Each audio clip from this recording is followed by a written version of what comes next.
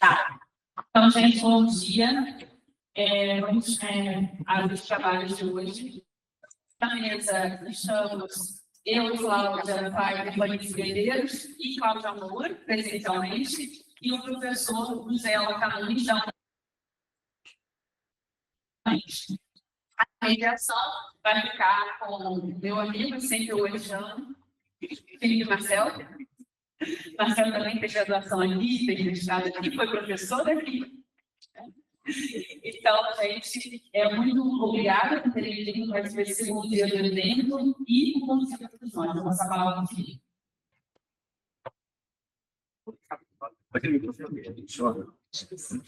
Estava ligado, porque eu prestei de dizer ontem. Porque senão tem que ficar aí.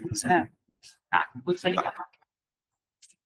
Bom dia, pessoal, tudo bem? Então, com enorme satisfação que a gente abre essa segunda mesa desse evento que está sendo lindo, realmente. Para quem está conseguindo assistir tudo, eu invejo, eu não pude assistir tudo ontem, mas acho que realmente é uma satisfação, tá, novamente. Então, essa é a segunda mesa, chamada Nascentes do Instituto Lexicais.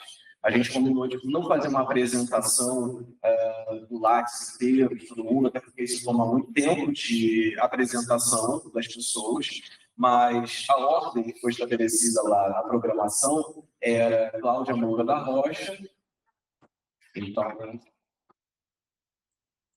a Cláudia é professora da UERJ, com doutorado em Letras, Língua Portuguesa pela mesma instituição. Ela dedica-se principalmente a pesquisas sobre os seguintes temas: ensino de língua portuguesa, humor verbal e linguística, livros didáticos de língua portuguesa, semântica e pragmática. Eu vou convidar todo mundo a sentar, né? Você já está sentado, imagino, e espero. Então, José Alcanunes, de acordo com a nossa programação, ele é pesquisador da Unicamp, com doutorado em linguística pela mesma instituição, pesquisa principalmente os seguintes temas: discurso todo identitário, estudos do léxico urbano, análise histórico-discursiva de dicionários e enciclopédias e divulgação científica.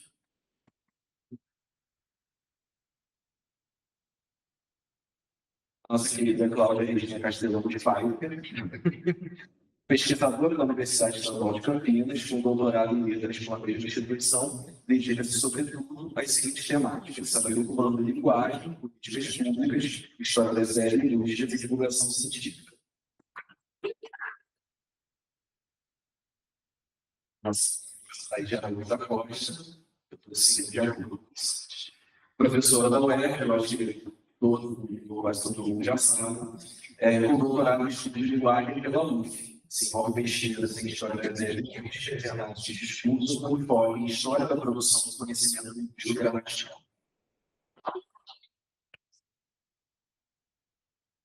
E, em outro lugar, mas não menos importante, Vanessa Medeiros, professora da UF, com doutorado em letras pela mesma instituição. Tem experiência na área de letras, com ênfase em linguística, atuando na análise de discurso e história das ideias.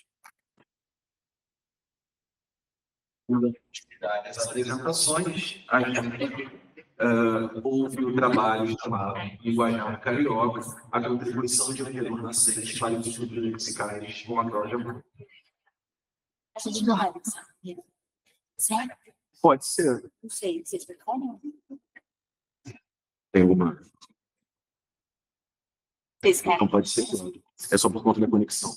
Apresentação. José, você pode ser o primeiro por conta da conexão, que é onde a gente tem os probleminhas com conexão. Ok. Pode ser? Vamos lá. Bem, bom dia. Queria agradecer o convite, né, para estar com vocês aí. Estou presencialmente, mas aqui pela tela a gente vai discutir esse tema.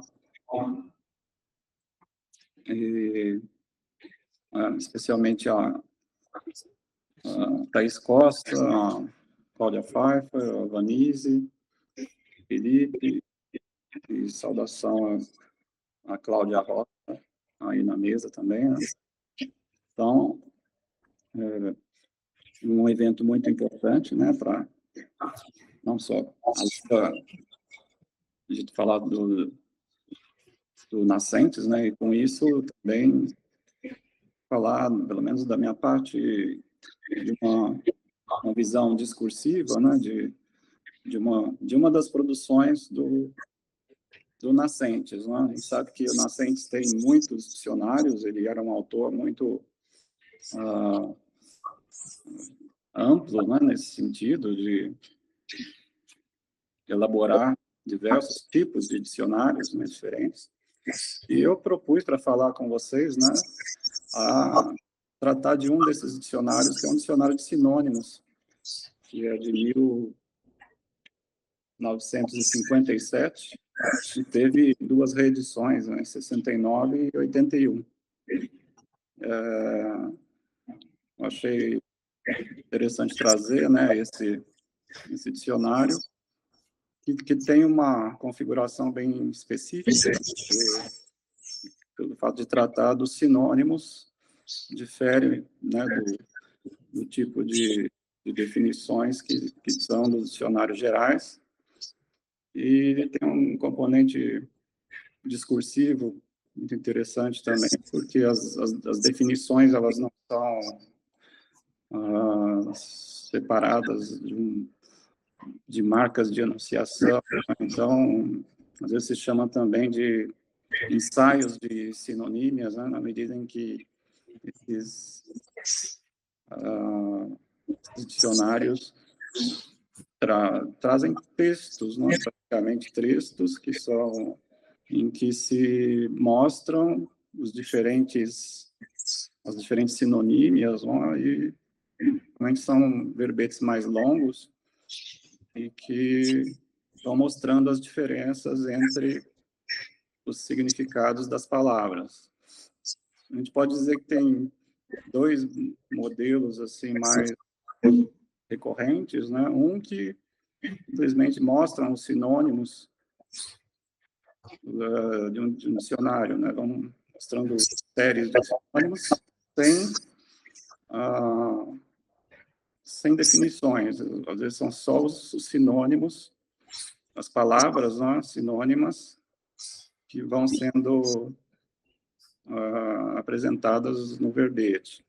E depois há esse modelo que é o que o Nascentes usou, né, que é mais discursivo, né, que tem comentários sobre as definições, né, além de ter as palavras sinônimas, traz também um discurso sobre a sinonímia, né, para distinguir as significações.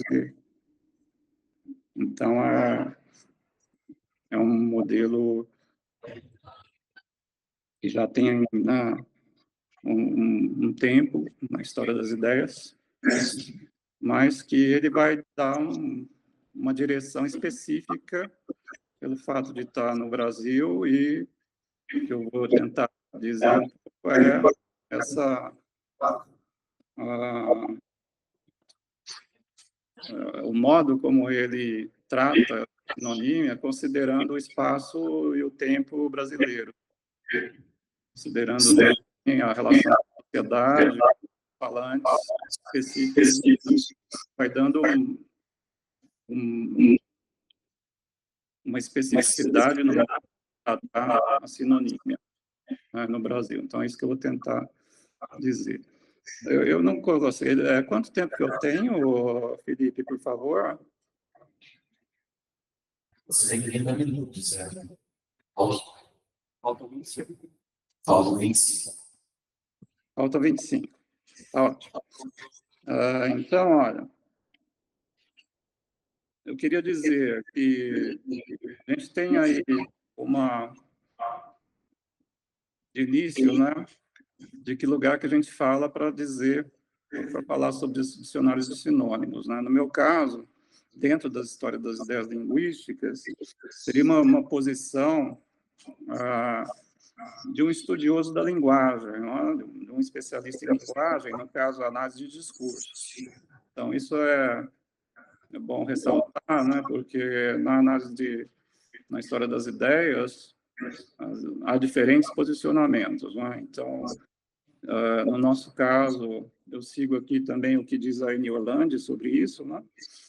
De tratar na história das ideias a partir de uma posição discursiva. De modo geral, uma posição de um estudioso da linguagem, a gente tem várias disciplinas aí no meu caso, então, é a análise do discurso. Isso leva a que, às vezes, eu vou estar comentando fatos assim da história das ideias, dos autores que precederam, por exemplo, esse dicionário, né, do Nascentes, e eu vou estar, uma outra parte, fazendo uma análise dos verbetes. Essa análise dos verbetes é uma análise discursiva dos verbetes. Então, a gente sai se trata de uma visão lógica, né, vamos dizer, da definição, mas uma visão da definição afetada, né, pela enunciação, pela textualidade, pela discursividade, a relação com o interdiscurso, etc. Bom, então, essa posição dentro da HL e, mais especificamente também, dentro dos estudos da HL, a relação com o tempo e o espaço da gramatização, né? Os estudos em HL têm tratado em diferentes países, que eles chamam às vezes de tradições nacionais. Em cada uma dessas tradições, a gente vai ter certos modos de produzir conhecimento sobre a linguagem, né? Então, é com essa perspectiva mais plural e que vai considerar o espaço-tempo de cada conjuntura, né, em que há a produção de um conhecimento, esses fatores, né, de quem são esses sujeitos, quais são esses espaços, as instituições, os falantes, etc. E o caso, então, a minha análise tem duas partes, né? A primeira seria a análise dos textos de introdução do Nascentes, né?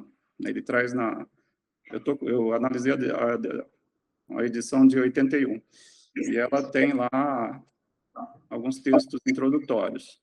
E lá ele vai mencionar alguns sinonimistas portugueses, sobretudo, mas também franceses, né? Porque tem essa história, dentro da história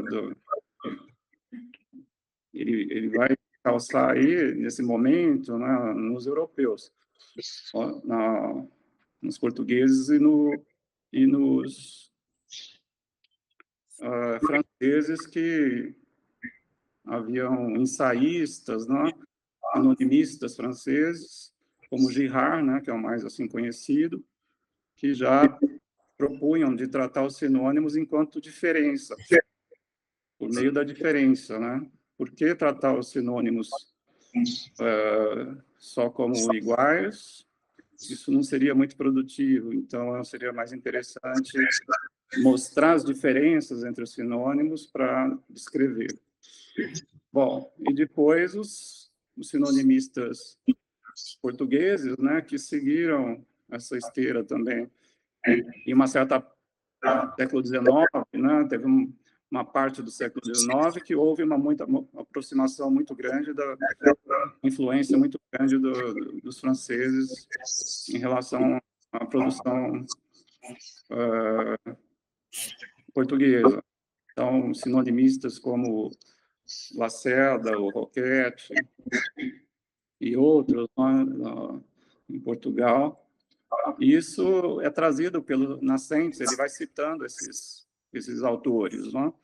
E nessas citações vai aparecendo diferentes posicionamentos, e o Nascentes, nesse sentido, é bem aberto, né, para diferentes posições. Ele aceita tanto essa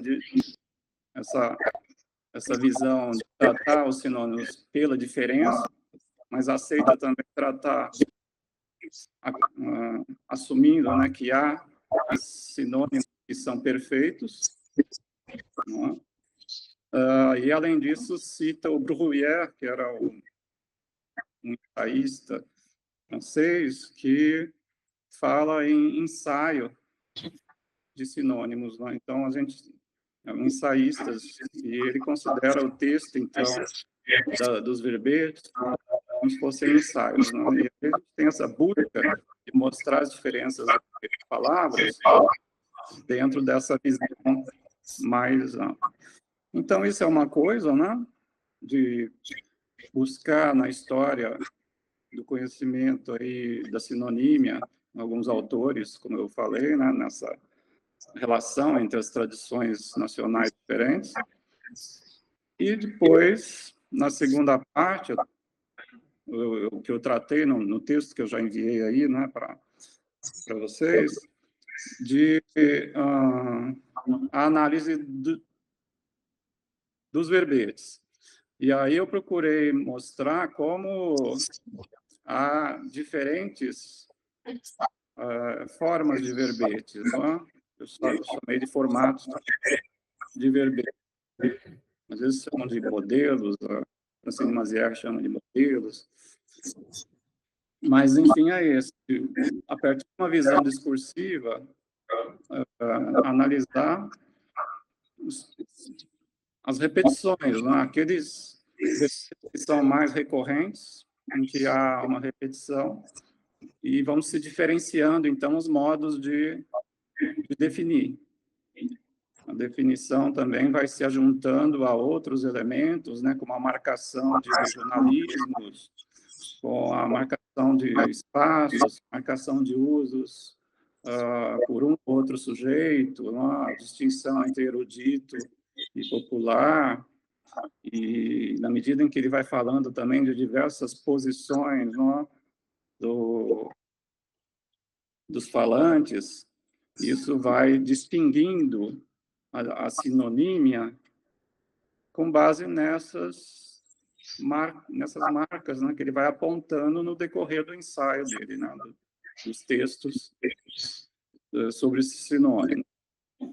Bom, eu só queria ler aqui bem, para terminar essa teórica,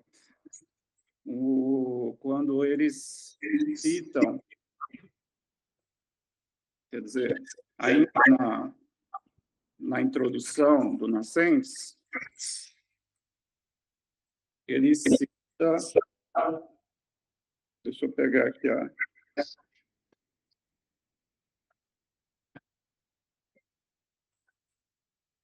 a citação que ele faz desse sinonimismo.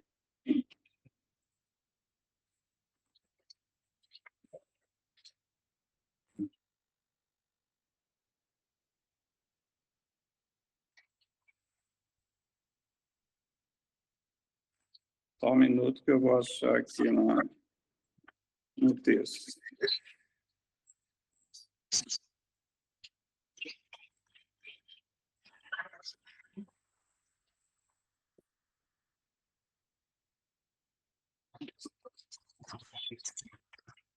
Então, o Verdeiro, ele fala fazendo história lá em Portugal, né? Ele fala do Moraes, e diz que no dicionário do Moraes, né, eles tinham como destinatários os amantes da literatura. Agora, aí ele vai citar esse sinonimista que é o Roquette, e ele vai dizer que houve uma mudança, que os sinônimos passam a designar o homem da sociedade, o estadista, o orador parlamentar, o advogado, o comerciante, o estudante de humanidades, que não tem por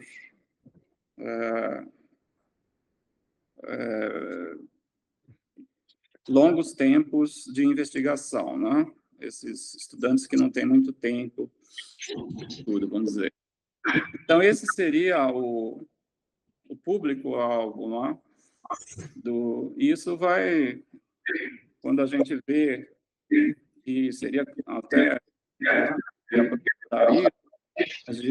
de analisar quais são essas posições, né? Como ele vai dizendo aí, né? do estadista, do homem da sociedade, parlamentar, advogado, etc. Então, na minha leitura que eu fiz desses verbetes, aparece muito esses, por exemplo, advogados. Aí tem lá, ele vai sinônimo, de repente ele fala de uma lei em que aquela palavra está circunscrita. E assim por diante. Não vou entrar em detalhes mais, né?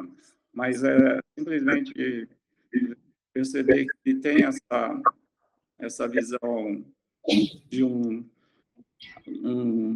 leitor, não é, que está nessas diferentes posições. Bem, passando agora para alguns exemplos aí, né, dos verbetes,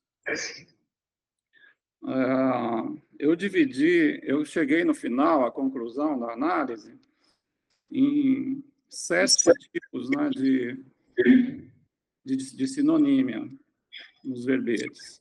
Aí eu denominei desse modo, né, que já na última versão desse texto, né?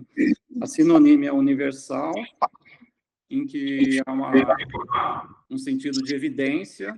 Aí o exemplo que ele tem aqui é do dicionário dele. Por exemplo, vai entrar peixe, sapo. Por exemplo, aqui ele dá 4 nomes de peixes. Peixe, sapo,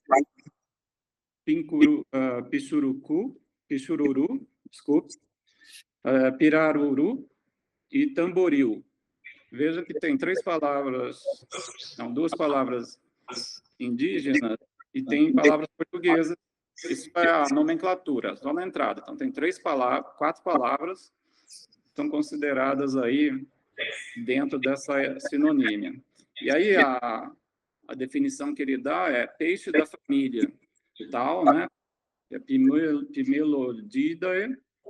Mas o importante é que você tem aí esse enunciado classificativo, né, de peixe da família tal, que a gente conhece bastante, e aqui aparece essa sinonímia mais universalizada, ou seja, ele não distingue peixe-sapo de piacuru e desses outros nomes. Ele dá simplesmente uma definição só, que aparece como evidente, né, para tratar desses diferentes peixes. Esse é um tipo. Depois, a sinonímia regional, por exemplo, um outro exemplo aqui é que ele também tratando desses peixes, só que depois de falar da família dos peixes, ele vai dizer, né, nesse caso aqui já é o peixe elétrico, pixundé, pixundu, por aqui, e treme-treme. Então, veja, são as séries de sinônimos de palavras, né, de entrada, e depois todos são definidos como da família tal, Electroparidae. Agora, depois ele acrescenta os nomes. Ele diz que 2 desses nomes são da Amazônia, e 2 que são um momento aqui de Goiás. Então ele introduz a questão do regionalismo. Então veja, é a mesma, praticamente parecido com o anterior, mas ele acrescenta uma marca de regionalismo. Isso vai marcando então essa visão brasileira de dividir o território e distinguir a significação da sinonímia, indicando o regionalismo, né? A região que esses nomes estão circulando na época. Bom, e assim vai, né? Aí tem uma outra diferenciação que é por definição. Então, você tem, é muito comum essa, né? Por exemplo, a diferença tem outro verbete que é gratidão e reconhecimento. Aí vem aqui, eu vou ler a definição. Gratidão é um sentimento afetuoso em relação à pessoa. Como? Então,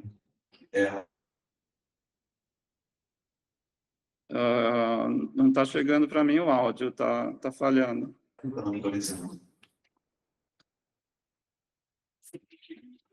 Eu não ouvi. Posso continuar? Bom, gratidão é um sentimento afetuoso em relação à pessoa que fez um benefício, e reconhecimento é a lembrança do benefício acompanhada da consciência de que se deve alguma coisa em troca e do desejo de também servir na primeira oportunidade. Então, veja, são duas definições, uma para cada sinônimo, e distingue desse modo a sinonímia. Depois, um outro modelo é marcar o uso daquelas palavras em um ou outro discurso, né? Por exemplo, greve e parede, eu não conhecia essa de sinonímia, né? Greve e parede. Tem uma definição só para os dois, que é conluio para faltar ao serviço para ser atendida uma reclamação. Depois disso, veja, eu não vou nem entrar em detalhes assim sobre essas definições, eu estou falando só mais do tipo em geral, né? Depois disso, ele vai dizer que o primeiro tem a pecha de galicismo, quer dizer, a palavra greve seria um galicismo. Então, veja, depois ele vai dizer que essa palavra greve existe na Constituição que o emprega. Lembrando que é muito recente, na época, introduzir a questão da greve dentro das leis, né? E o segundo, que é a palavra parede, também se emprega na gíria escolar. Então, veja, ele vai distinguindo o que aparece na Constituição e o que aparece na escola, por exemplo. E, com isso, por esse modo de marcar as posições e os lugares aonde se enuncia, que vai distinguir a sinonímia. Bom, tem só aí mais dois tipos. Um é sinonímia por definição geral, seguido de definição específica. Então, às vezes, aparece assim, como em coluna, pilar e pilastra. Aí algo meio mais de questão da ciência, do conhecimento, né? Todos designam peças de arquitetura que servem para apoio a outras. Então, essa foi uma definição geral. Depois ele distingue cada uma. Então, a coluna é um suporte cilíndrico, pilar é obra de alvenaria e assim vai, e pilastra é um pilar quadrangular com as proporções e os ornamentos das colunas, mas aderente à parede por uma das faces. Então, veja, primeiro distingue cada um e depois também fala o que não é, ou seja, a definição do que é, mas fala também o que não é, o que distingue muito das definições dos dicionários gerais. Mais uma outra aqui, sinonímia por distinção entre erudito e popular, e entre próprio e figurado. A diferença entre cobra e serpente, por exemplo, ele vai dizer que a cobra, desde Bluto, cobra, abrange todos os ofídios, ao passo que serpente somente de uma posição erudita, né? Somente ou quando erudita vem a ser a cobra peçonhenta. Depois vai falar também que no discurso religioso, na Eva, no paraíso, empregou-se sentido figurado serpente do ódio, serpente da calúnia.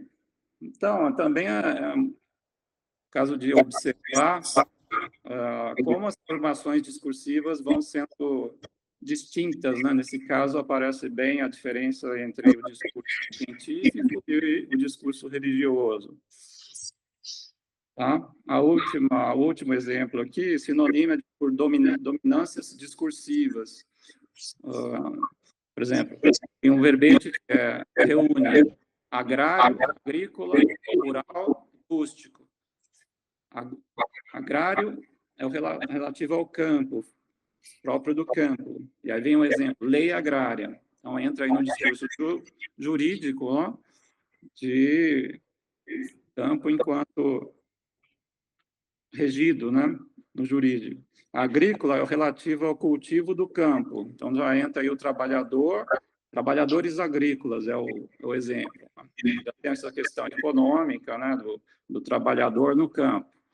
Depois, rural é o que se refere ao campo por oposição à cidade. E o exemplo vem, na zona rural, o imposto territorial é mais baixo do que o do urbano. Então, você tem aqui também uma questão econômica do imposto. E há uma diferença bem grande nesse último aí, que é a questão do rústico, né? Que aparece no sentido de propriedade não cultivada, ou seja, não tem trabalho, então não tem trabalhador, mas é uma propriedade, então mantém a dominância econômica, mas vai distinguir, então, pelo sujeito, considerando o sujeito relativo à grosseria, à falta de delicadeza da gente do campo. Então, esse sentido que a gente conhece também, depreciativo, né, do homem do campo. Bom, eu espero que tenha dado aí rapidamente, né, alguns exemplos aí, e para concluir, né, eu diria que é o Nascentes, né, como um grande professor, né, ligado ao Dom Pedro II, tinha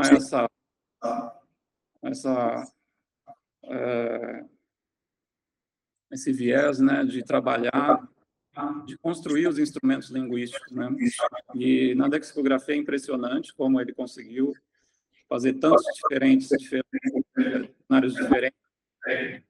E nesse a gente percebe ecos também de dicionários anteriores, não é? Então, desde lá do Carioca, né, dos primeiros trabalhos dele, ele já vai tratando essa relação do espaço, né, a relação com os diferentes falantes, e nesse dicionário, dos regionalismos, etc., nesse dicionário a gente vê os ecos disso, né?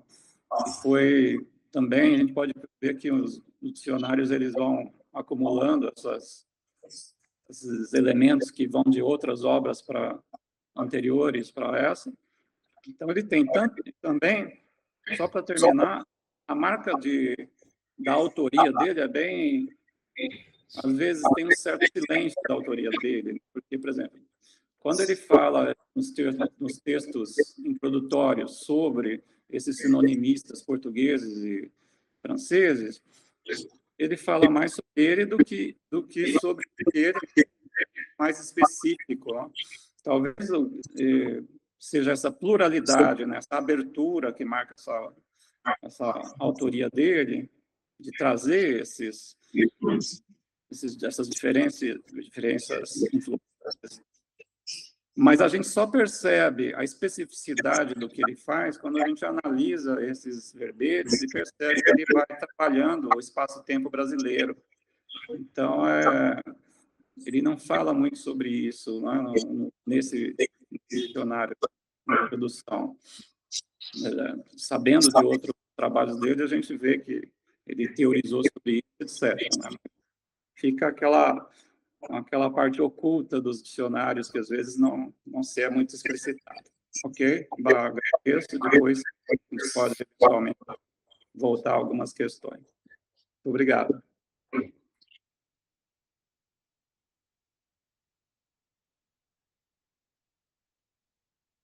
Obrigado, José, nesse serviço muito questões, mas vou passar agora para a Cláudia. Peço desculpas pela mudança de ordem, Cláudia, mas você viu que a conexão às vezes. Obrigado.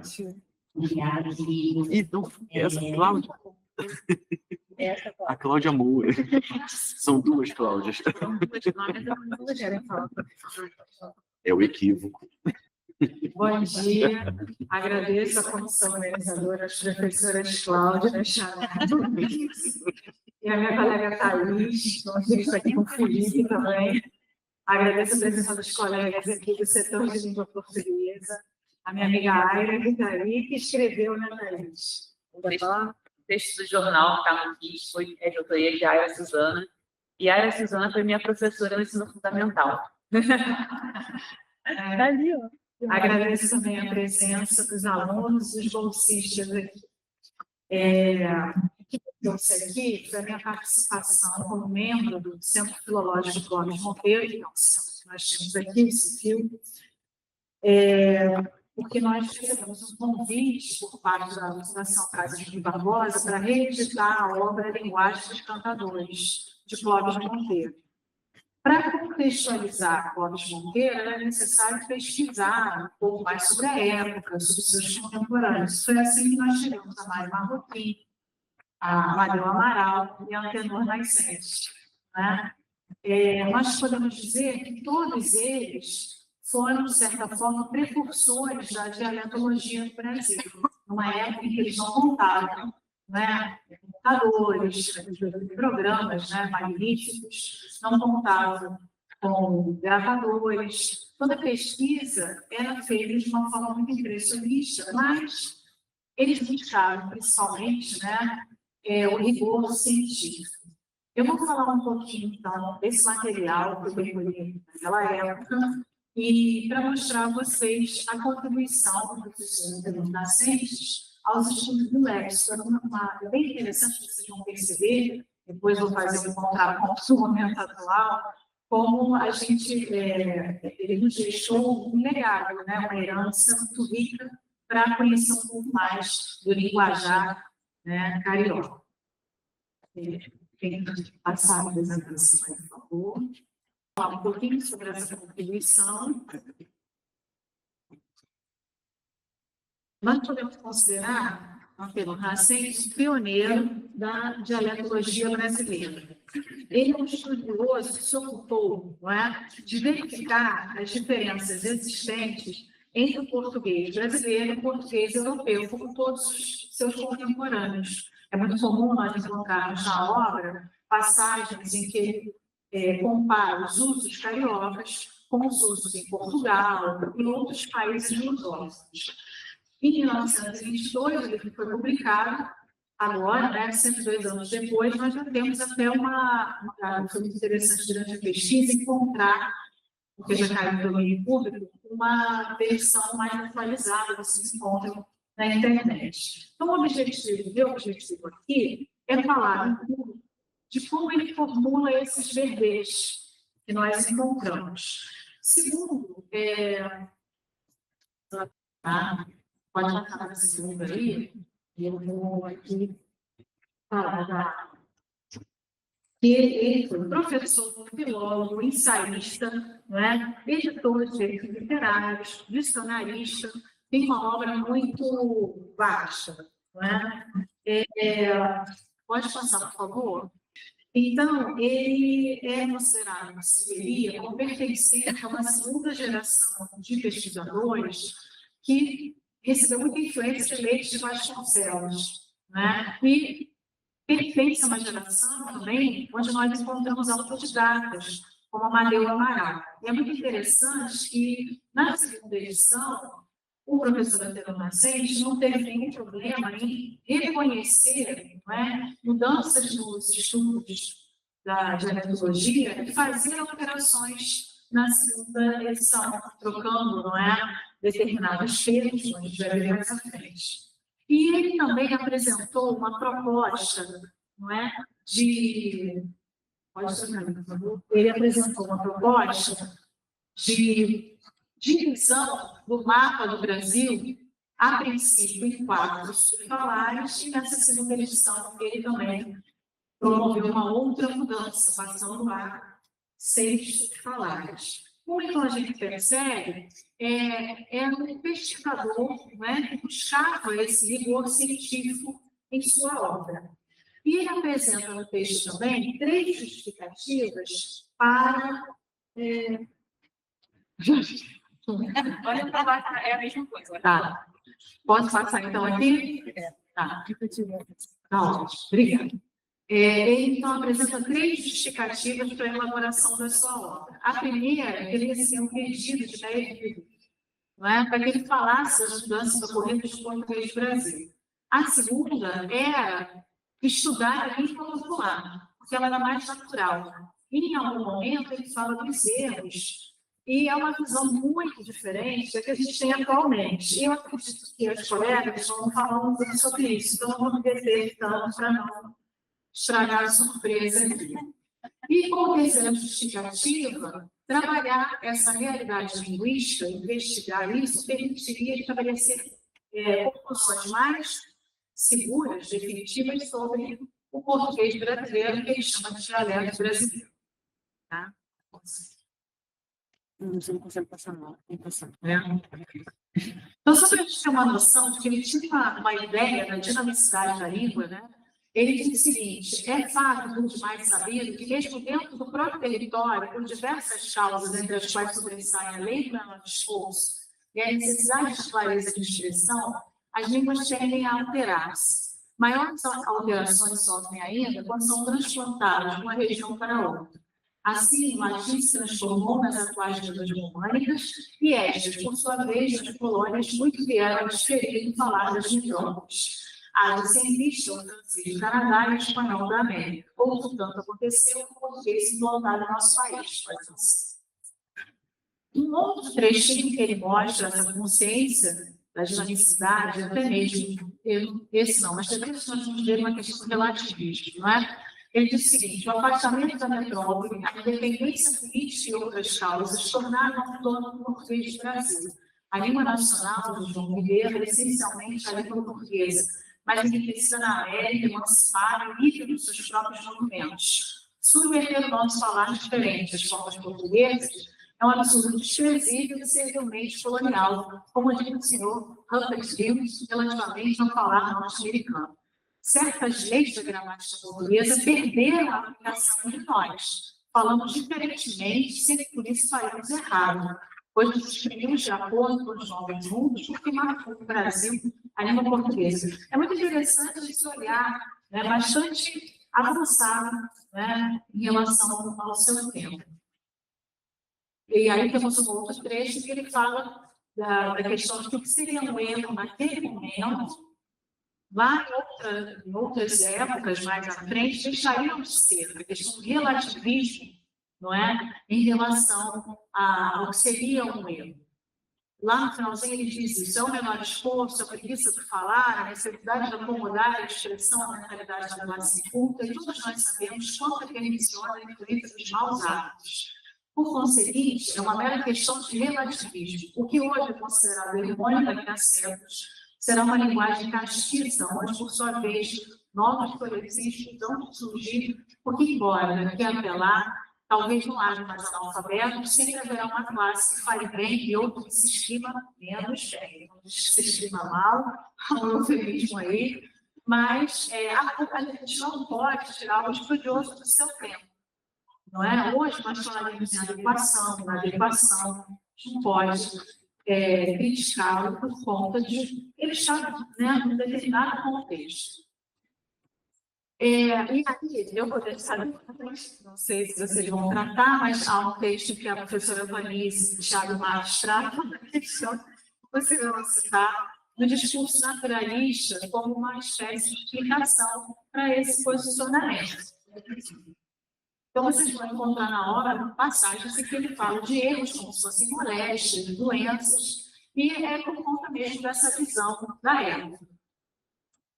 Vou avançar aqui um pouquinho, e em determinado momento, ele demonstra que bastante consciência do legado que ele vai deixar para as gerações futuras. Porque ele diz que em 1922 ele não tinha um retrato de como se falava em 1822, mas que ele deixaria para nós esse retrato. E termina com a citação em latim, que significa que os descendentes comerão o fruto da árvore. E a gente vai perceber aqui que a gente pode, né, não só beber dessa fonte, dessa nascente, mas também provar dessa árvore, desses frutos. E aqui tem uma modificação, a gente percebe que ele fez alterações da primeira para a segunda edição. Ele diz, né, como ele, naquele momento a gente não tinha equipamentos tecnológicos para fazer as pesquisas, sempre uma coleta muito feita de forma impressionista, ele se diz um representante legítimo da fala carioca, que ele autorizaria a fazer essa pesquisa.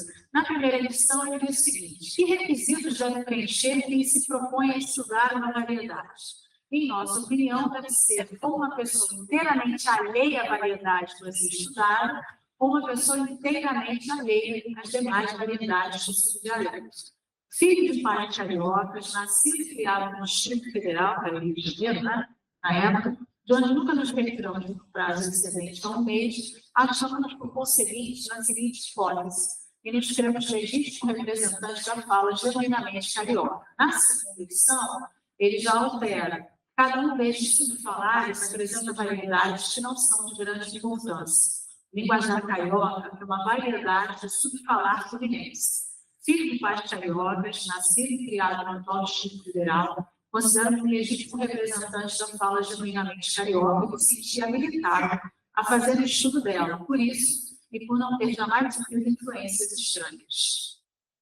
Essa obra, ela segue a legislação clássica, né, de apresentar uma seção dedicada à fonética, fonologia, morfologia, sintaxe, lexicologia, e há um certo equilíbrio entre as partes, que às vezes a gente não observa nos estudos que se debruçam mais, por exemplo, a questão do léxico, dos verbejos, em maior número.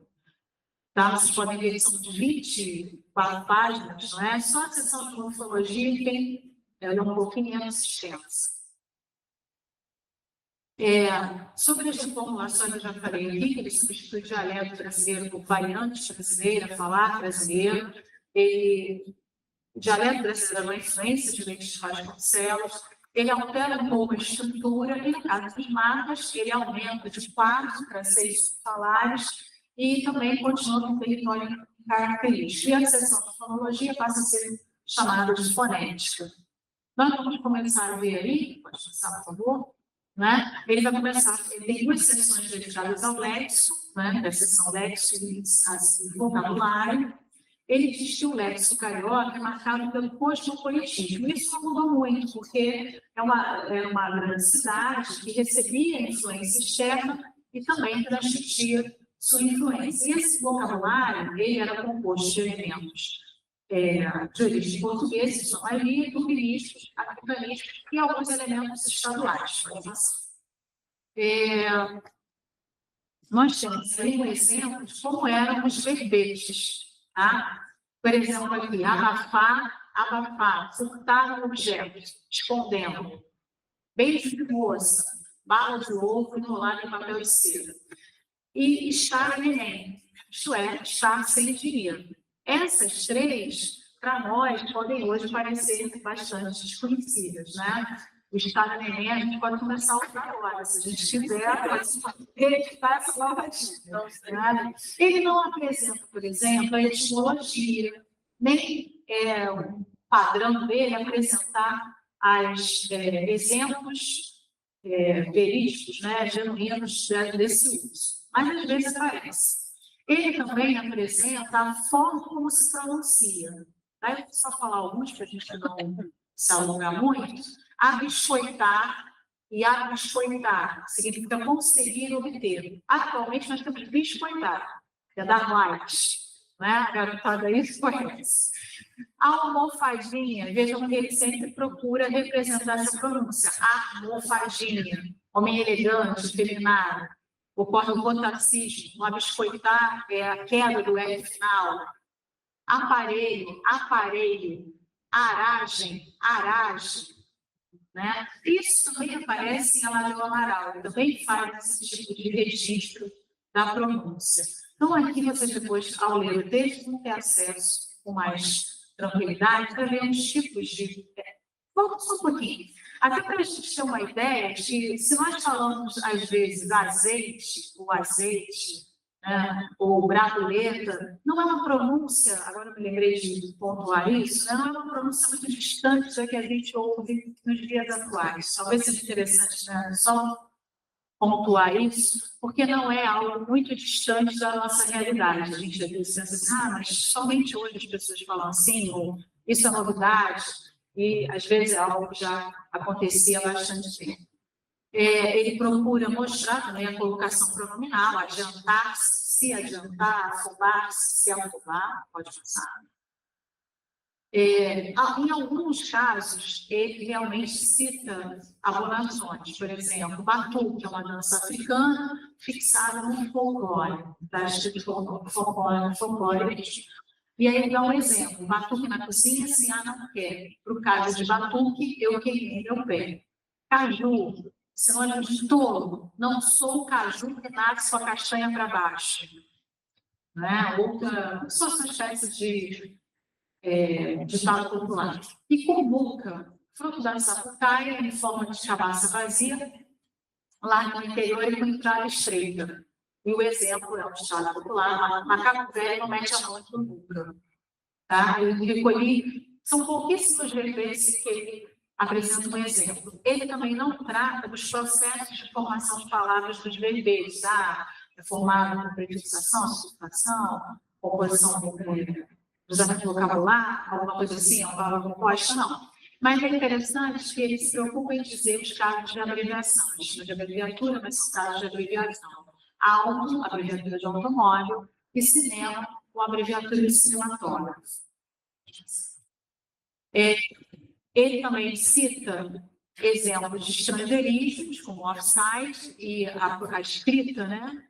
Mais aportuguesada, offside, e escrita, que é um termo do futebol, assim como chute. Mas a ortografia, a escrita não é a escrita atual, né? Com CH.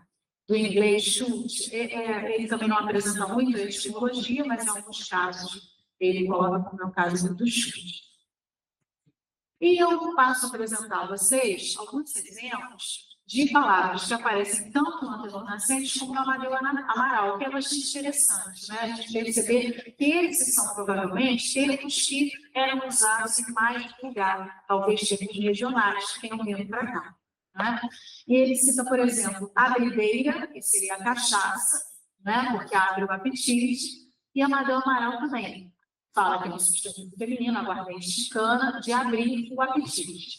Amolar, aborrecer, que a gente também utiliza, né? Falando que está me amolando, me aborrecendo. E Diário Caipira fala, no Diário Caipira parece como importunar. Angu, barulho, intriga, confusão. E para Amadeu Amaral, papas de farinha ou de fubá. E sentido figurado, negócios desordenados, teias de intrigas, mexericos, coisa confusa e inteligível. Né? Azular seria fugir. Aí, a Maria Amaral explica que é no sentido irônico ou burlesco, né? Ele dá esse exemplo, também para o mesmo sentido de fugir. O Jaco fugiu, quando eu fui atrás dele, já tinha azulado. A bebedeira, a gente ainda ouve falar, né? Amolar também. Angu, tem alguma coisa embaixo desse angu, né? Mas é como se fosse uma coisa escondida. E o azular, fugir, eu acho que a gente não tem mais esse uso. Amarelar, né? Mudou. Pode mudar. Batuque, ele fala que é uma dança africana, e dá aquele exemplo. E a Amadeu Amaral também fala dança de pretos, chômega, folia, e dá os exemplos aqui na Sala Grande, o Cururu, na salinha de fora, os modistas, o Batuque da Negrada e o Samba dos Caboclos. Dança de pretos, formam roda de 60 mais pessoas, cantam em coro, e aí ele continua. Tem alguma coisa aqui da origem, etimologia, né? Ladim, batuque, tambor, baile, tá? Eu não vou me deter muito, porque vocês vão receber depois o texto, não é? E vai ser mais fácil vocês verem com calma.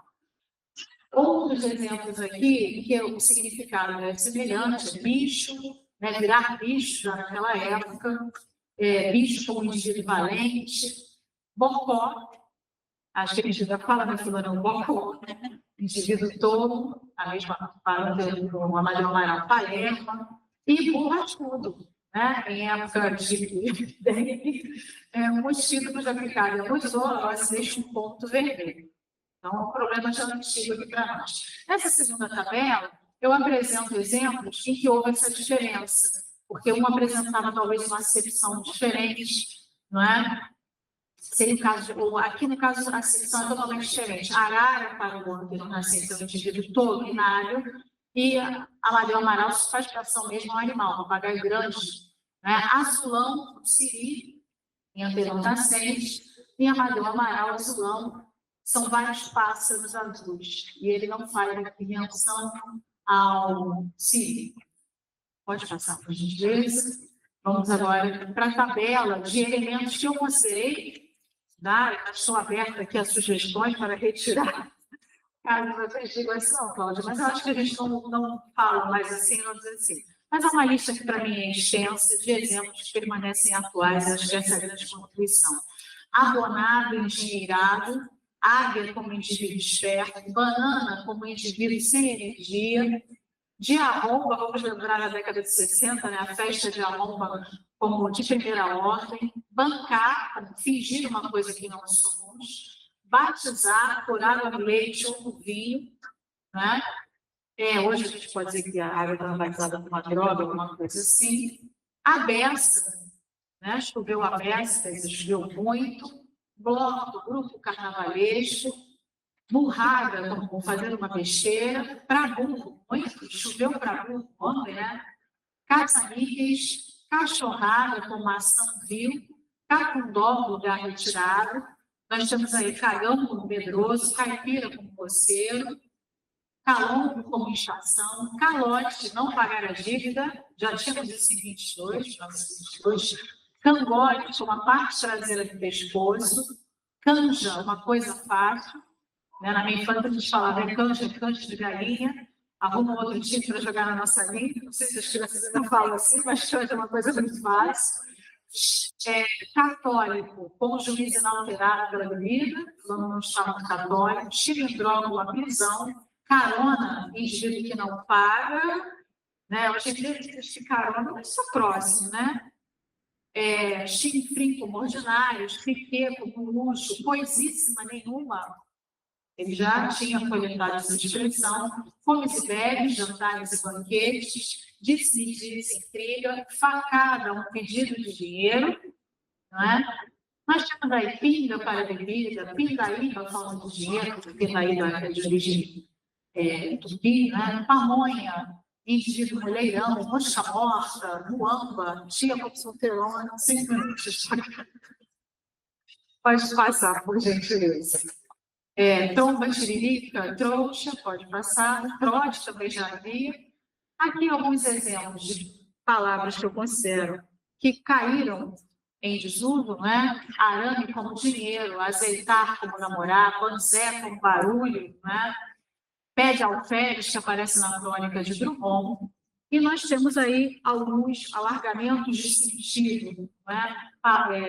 Expressões que ganharam novos sentidos. Nós teríamos aí pirata, que passa a significar, na segunda coluna do dicionário Wise,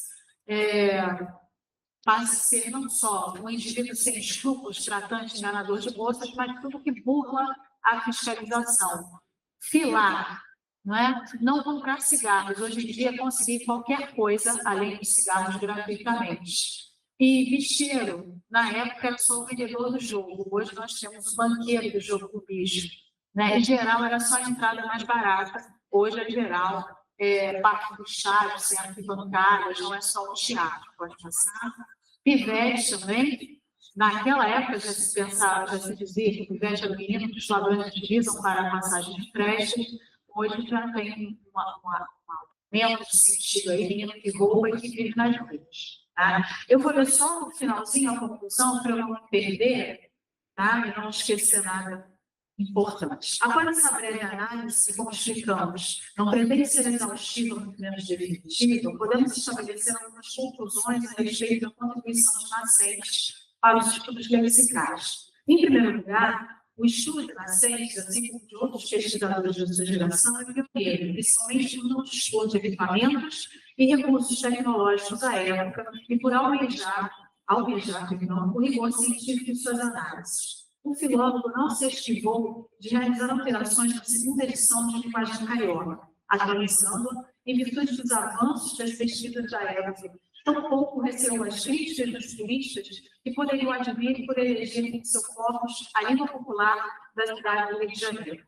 Em segundo lugar, suas observações sobre o vocabulário do falar carioca nos fornecem um retrato de como essa variedade é de 1922. Um retrato, se não completo pelas limitações da própria época, mas rico e variado, indo dos aspectos fonológicos, passando pelos sintáticos, morfológicos, até os lexicais, com a coleta do seu vocabulário. Se compararmos sua apresentação com o vocabulário de Amaral, certamente perceberemos a objetividade do primeiro, mas isso não diminui sua relevância, pois ele nos brinda com o levantamento rico de palavras e expressões daquela época, permitindo-nos identificar termos da gíria, estrangeirismos, principalmente relacionados ao futebol, termos de outros estados, termos relacionados à vida carioca, como bloco, cordão, cloro, em sua maioria relacionada ao carnaval e ao futebol, e observar as alterações semânticas que alguns termos sofreram ao longo desses 100 anos. Como o próprio Nascentes previra, essa obra serviria de retrato que nós, 100 anos depois, encontraríamos e que nos permitiria verificar as permanências e mudanças nesse falar. Como se pode perceber, o falar de 1922 era marcado pelo cosmopolitismo, vocação da antiga capital federal, ora exercendo o papel de difusor de termos próprios criados, mas também de recebedor de influências externas. 100 anos depois, essa situação não se alterou tão drasticamente. Seu levantamento de palavras e expressões nos permite, nos propicia a oportunidade de identificar que termos atuais eram empregados há um século e continuam a ser. É bastante interessante perceber que palavras como pidão, muamba e trote, ou expressões como coisíssima nenhuma, fazer pipi ou os quebrados, que podem ser consideradas atuais, já eram utilizadas há um século. Certamente, se Nascentes fosse convidado, nos dias atuais, a fazer um levantamento do falar carioca, encontraria expressões e palavras muito diferentes das que recolheu, como pega a visão, pode passar, se adianta, né? Vaza, caraca, pode passar, e tá médio. São expressões que a gente encontra no Instagram da Prefeitura da cidade do Rio de Janeiro, para mostrar como é esse linguajar atual, uma forma, né, de se aproximar do cidadão. Né? No entanto, é importante frisar que ele recolheu vários termos que realmente se integraram ao falar carioca, sendo utilizados por todos, não apenas pelas classes populares. Nascentes tinha razão. Somos mais felizes que os estudiosos da sua geração, porque ele nos presenteou com este retrato do falar carioca de 1922 e nos permite, em 2024, 102 anos depois, verificar as alterações sofridas pelo nosso falar, linguajar carioca, do qual tanto nos orgulhamos, e aqui me incluo como representante da fala carioca, como fez Nascentes. Cabe a nós continuar o trabalho dele a partir do legado deixado, coletando o falar atual para que as próximas gerações também possam vir a estudar. Muito obrigada.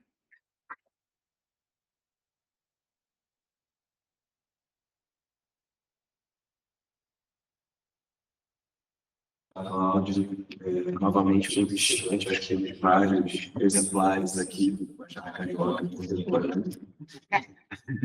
E agora, de imediato, passo também no trabalho, e explicando, né, a gente vai ter um jogral, provavelmente, com 10 minutos para cada um, imagino. Assim, a apresentação do trabalho chamado Línguas e Sujeitos Indígenas e Africanos no Linguajar Carioca de Nascentes. Então, imagino que a primeira vai ser a Cláudia, né? Passa a Cláudia, faz agora. Obrigada, querido.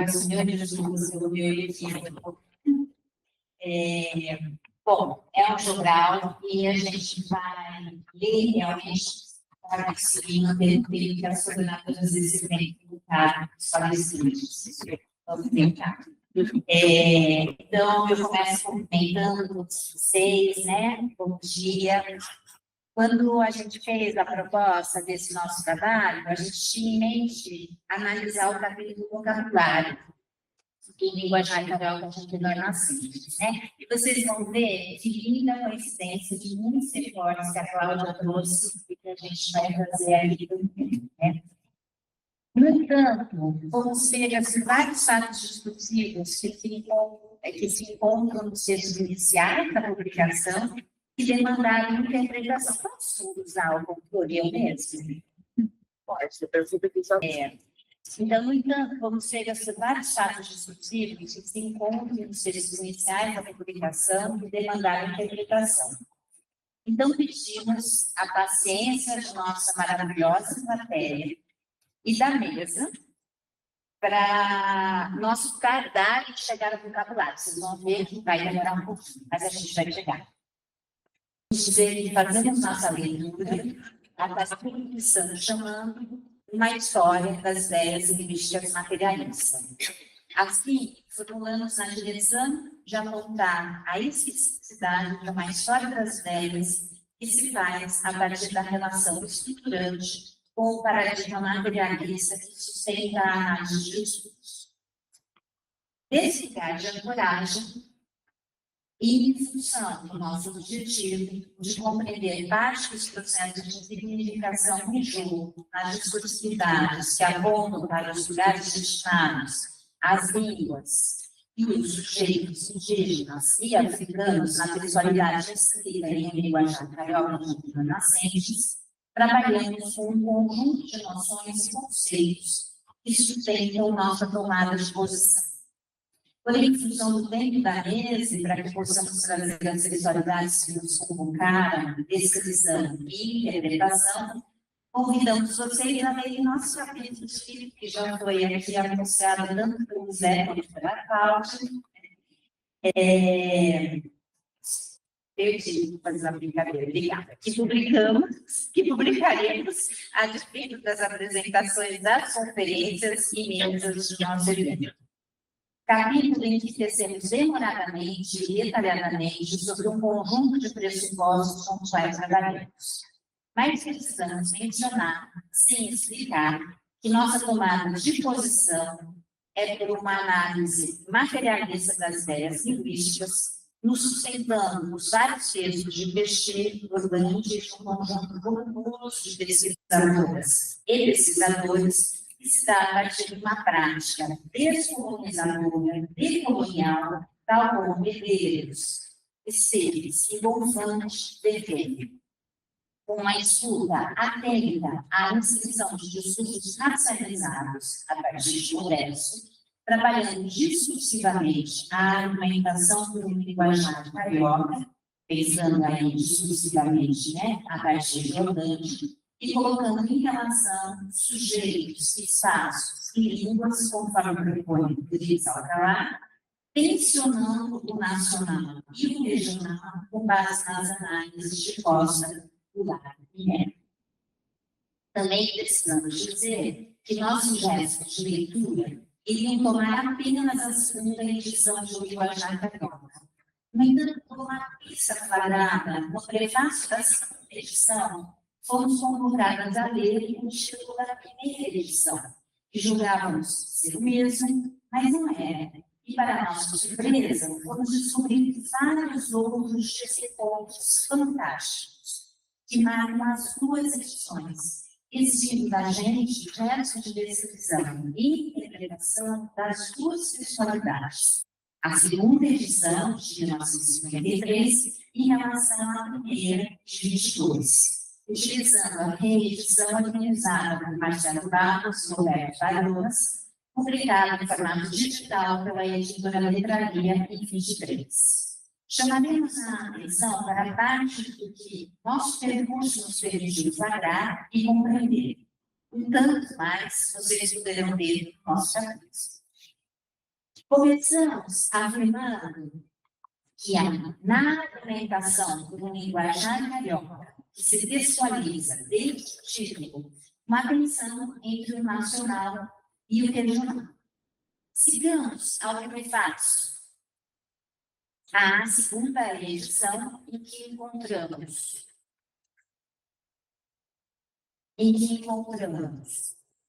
Desculpa, gente. Não, era lá mesmo. Sigamos ao prefácio, a segunda edição, e encontramos a menção ao título da primeira edição. Mudei o título da obra por haver ele agora perdido a oportunidade. Essa foi a nossa pista, tá? Mudança do título, que na circulação das ideias linguísticas, é preciso dizer, é como se não existisse. Não há referência à obra de Nascentes por seu primeiro título. Essa é sempre referida pelo título da segunda edição, aquele que ficou na história. A diferença é mínima e muito significativa. O título da primeira edição é O Linguajar Carioca, em 1922. No título que se apresenta a partir da segunda edição, a circunscrição temporal é apagada em uma relação sobredeterminada pela espacial, que se faz atemporal. E como Costa, Goulart e Mello mostram, também universalizante. Um movimento tenso entre a historicização e a universalização de noção orgânica. Olhando agora para o prefácio, a primeira edição, queremos chamar a atenção à coluna da direita é a primeira edição, a coluna da esquerda é a segunda edição.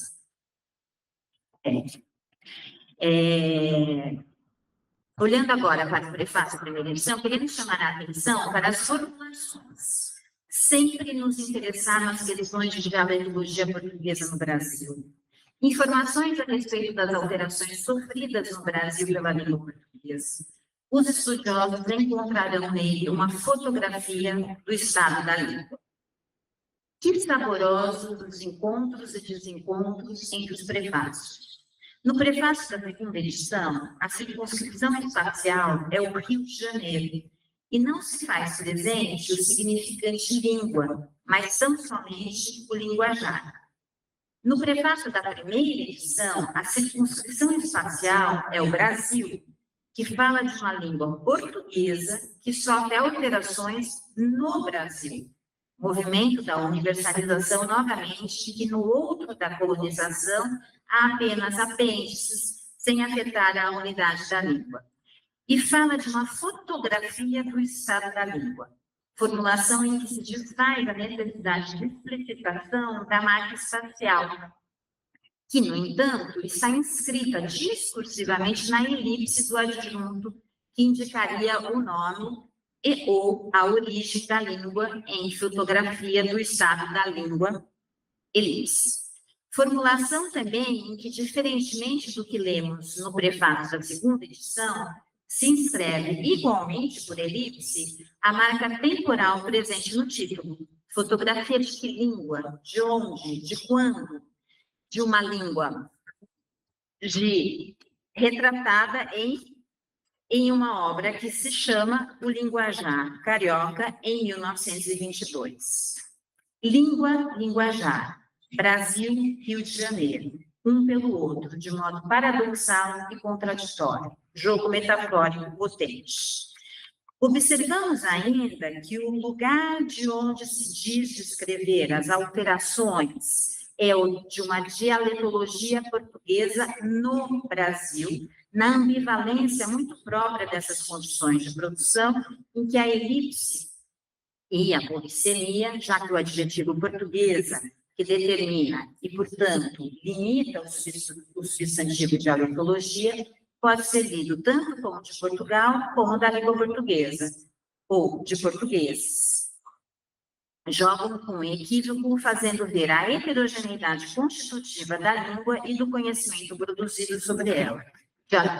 Dialetologia da língua portuguesa no Brasil, dialetologia de autoria de portugueses sobre a língua portuguesa no Brasil, dialetologia de Portugal e logo feita por portugueses sobre a língua portuguesa no Brasil.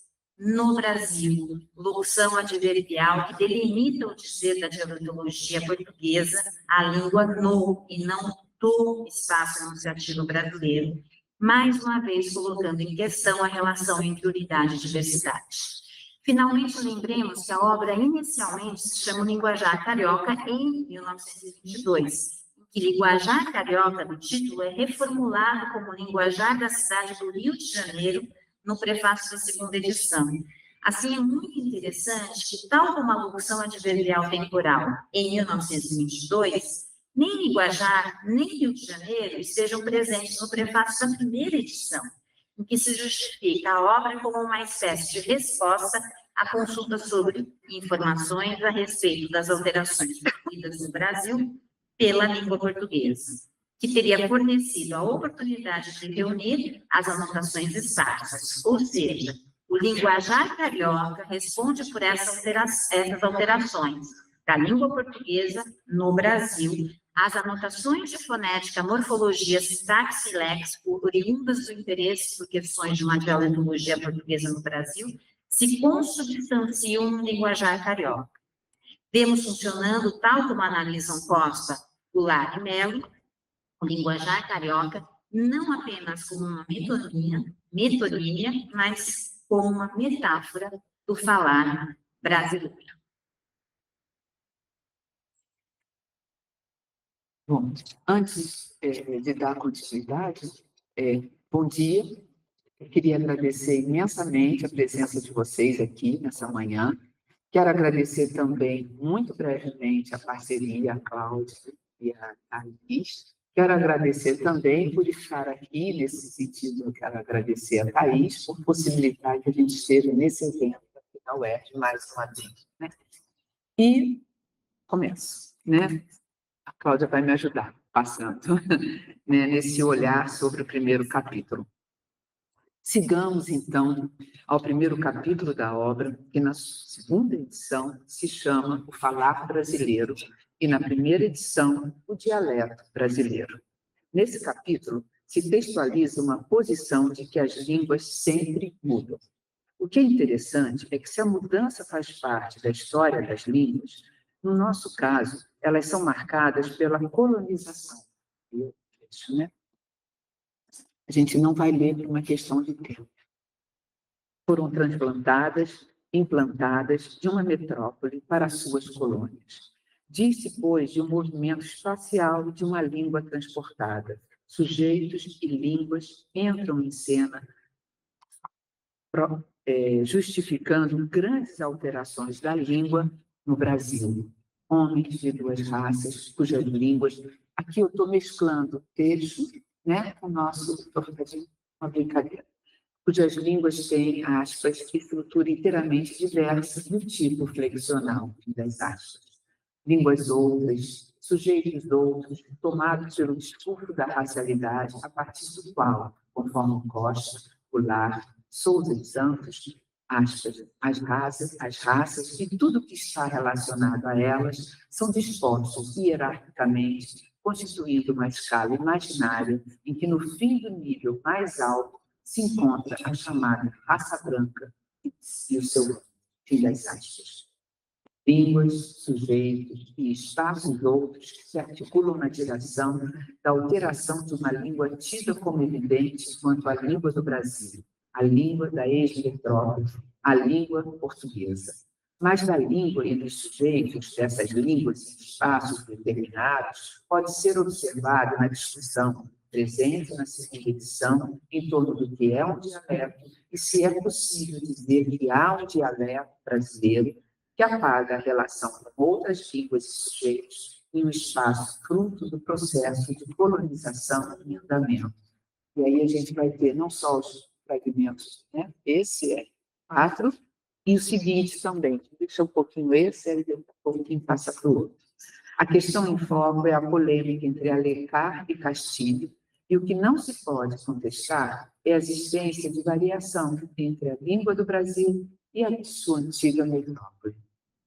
Esse é um ponto importante. Há outros. A tensão entre criações científicas e literárias europeias e brasileiras, que na relação de forças tem na autoria europeia a legitimação da sustentação do que se afirma na obra, levando em consideração que Leite, Vasconcelos e Castilho são portugueses. Meyer, Lupe, não sei se é alemão, isso, e Alencar, brasileiro. O que nos interessa mais propriamente é que na primeira edição desse eixo do primeiro capítulo, há uma longa formulação que não aparece na segunda edição. Acho que vale a pena ler essa, a gente não vai ler, né? E essa formulação coloca em cena a aprendizagem praticamente simultânea do português pelo índio e pelo negro. É muito significativo que foi suprimido. Com efeito, na segunda edição, contraditoriamente, materializa-se mais fortemente o processo de colonização. Não se fala do índio e do negro escravizados e de suas línguas. No primeiro capítulo da segunda edição, salvo pela passagem que resta, cito, mas a língua portuguesa no Brasil sofreu grandes alterações porque teve de ser aprendida por homens de duas raças que falavam línguas de estrutura inteiramente diversa, do tipo flexional. Passagem que não diz da escravização, não diz da invasão, não diz da imposição, modalizando pela pacificação. Não deu, gente, parou. Obrigada. Da língua da história, tem que ser aprendida. Na primeira edição, temos sujeitos e suas línguas, frutos da civilização, da civilização. Sujeitos e línguas lá como índios, africanos, seus descendentes, estados, e constituem variantes brasileiras. Na segunda, o que comparece são movimentos migratórios externos e internos, que já se faziam presentes na primeira edição, mas que na atualização da civilização contribuem para a colonização inaugural, que não se apaga, né?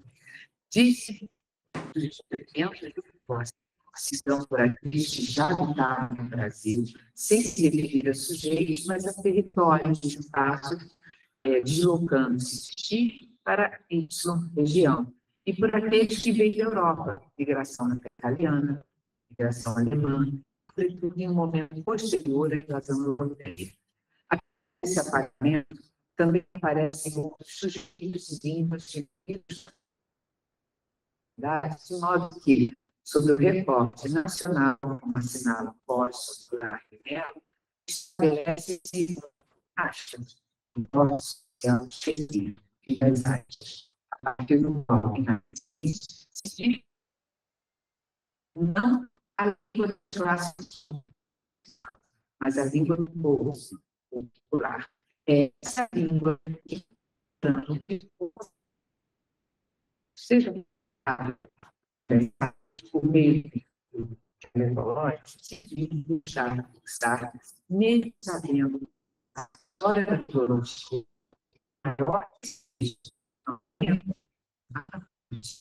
muitos deles vão plantar cada qual sobre uma sustentabilidade a partir da agora, então,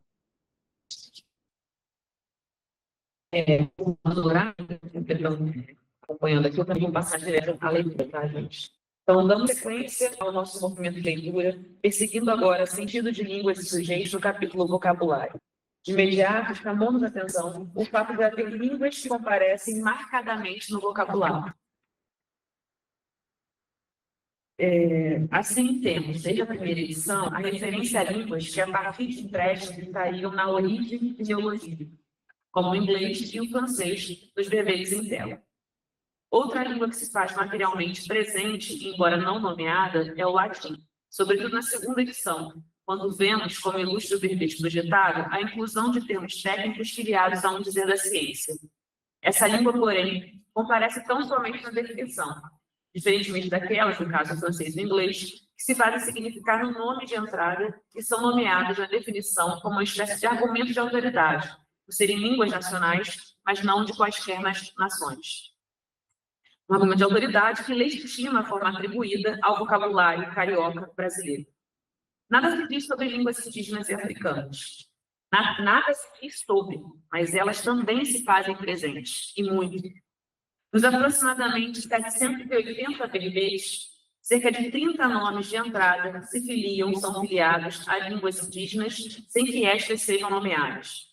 Porém, ao consultarmos a etimologia dos nomes de entrada desses verbetes no Grande Dicionário ou AIS Online, observamos a sua filiação exclusivamente ao tupi, fazendo-se assim significar um apagamento que é constitutivo do conhecimento produzido sobre a língua e as línguas no Brasil, qual seja o das demais línguas indígenas, então em circulação em solo nacional, conforme assinalam Costa, Goulart, Souza e Santos.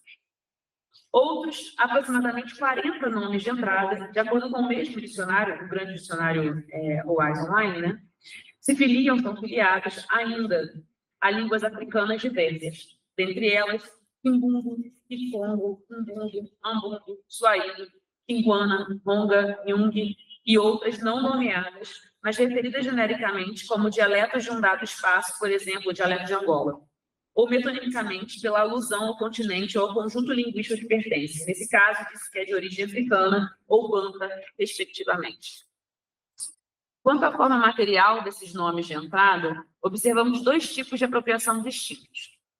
Primeiro, o aportuguesamento com adaptação gráfica e sonora da forma indígena ou africana, conforme os exemplos em tela. E o segundo, formação de palavras por derivação com a combinação da base indígena ou africana a elementos mórficos portugueses, também conforme os exemplos em tela. Importa também observar que as palavras de origem indígena e africana, além de passarem por uma apropriação formal, comumente passam também por um processo de apropriação semântica, por meio do qual são deslocadas das redes parafrásticas em que se escreviam. Assim, por exemplo, se considerarmos a etimologia toponímica de Mandinga, apresentada pelo Grande Dicionário OAS, temos que o nome do local onde se encontravam sujeitos significados pelo colonizador como feiticeiros passa, por meio do processo de conversão do substantivo próprio e comum, a identificar metonimicamente a prática a eles atribuídas, isto é, a feitiçaria, na segunda edição do Nascente, do Linguajar Carioca, né? Do mesmo modo, caipora, do tupi, de acordo com o Grande Dicionário AIS, e aí vem a palavra indígena, caipora, habitante do mato, passa sinônimo de infeliz na primeira edição do Linguajar Carioca, ou infeliz constantemente na segunda edição. Como de habitante do mato chega a ser infeliz, talvez nunca possamos precisar. Mas não podemos esquecer que é o olhar do colonizador que está em jogo, um colonizador branco, cristão e urbano. Que dizer ou não dizer de língua é também dizer e não dizer sobre sujeito é pressuposto teórico de uma história das ideias linguísticas materialistas. Assim, entendemos que o apagamento das línguas indígenas e africanas no vocabulário, bem como nos capítulos iniciais da obra de Nascentes, O Homem Preto, é efeito do apagamento dos sujeitos nessas e dessas línguas na construção do Brasil e da sua língua enquanto língua nacional. Contudo, se não há no vocabulário um dizer sobre línguas indígenas e africanas, o que há é um gesto de apropriação a partir da sua incorporação ao léxico do que se formula como linguajar carioca, o mesmo não se dá em relação aos sujeitos.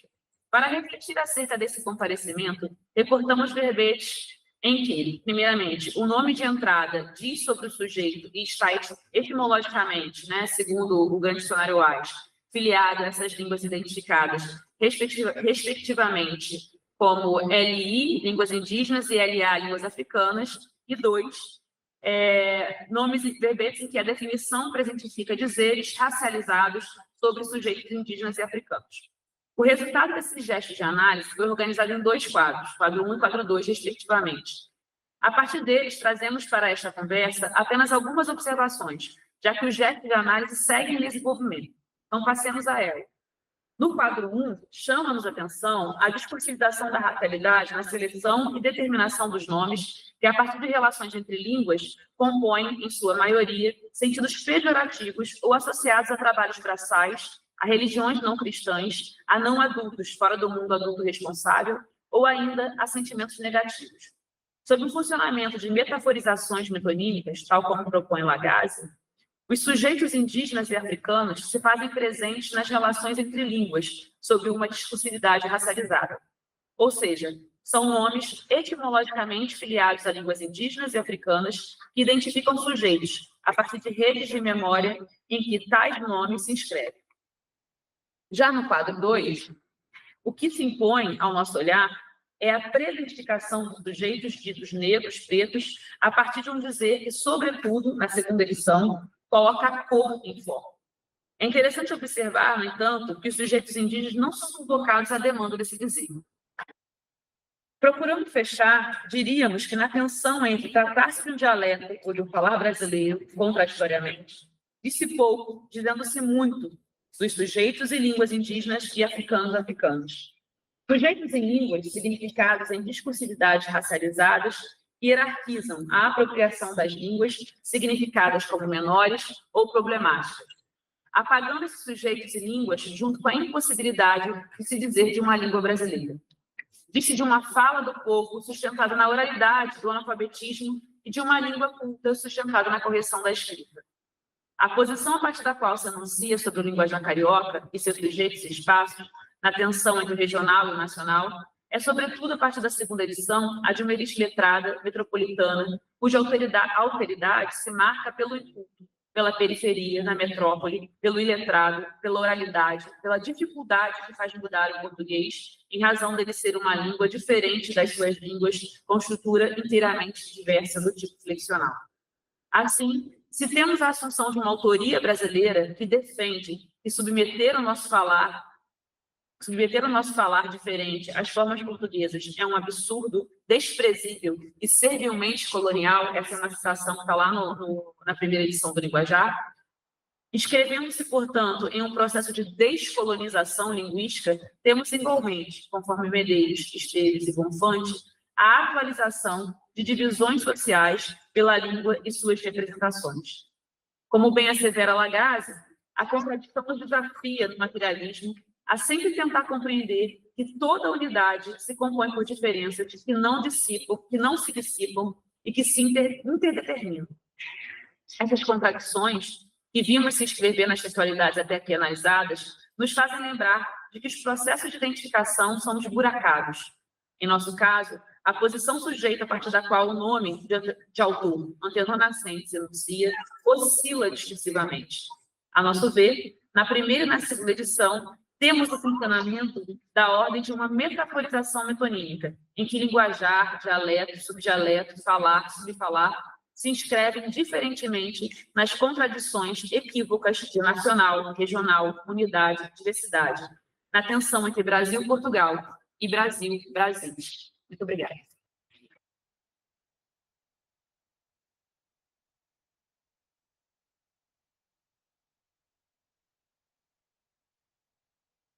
Eu agradeço a todas e ao José da mesa por terem cumprido o tempo, né? Foi tudo muito bem cronometrado, na verdade. Nosso censor está ali para comprovar. A gente precisa, de vez em quando, censura no meio das mesa. Então, a gente abre agora questões, né, dúvidas, e daí uma série de comentários a fazer também, mas queria priorizar o público.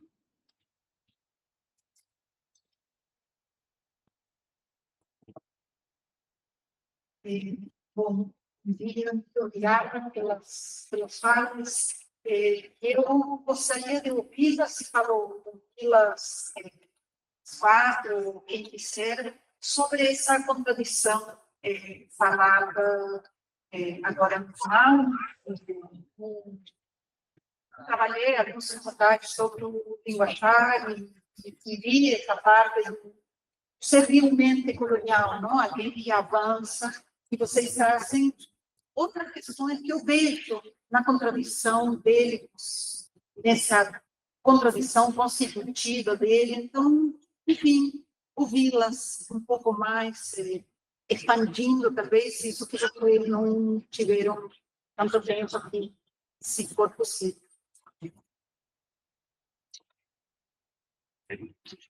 Se assistem, a gente faça uma rodada, é isso. Tem oportunidade que todo mundo.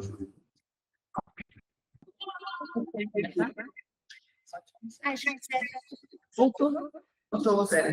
Então, tem pergunta para você. Quer fazer? Faz a pergunta para o Zé. Zé, tranquilo.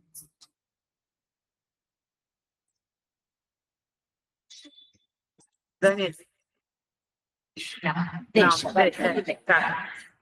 Eu anotei a questão do... a questão... tá.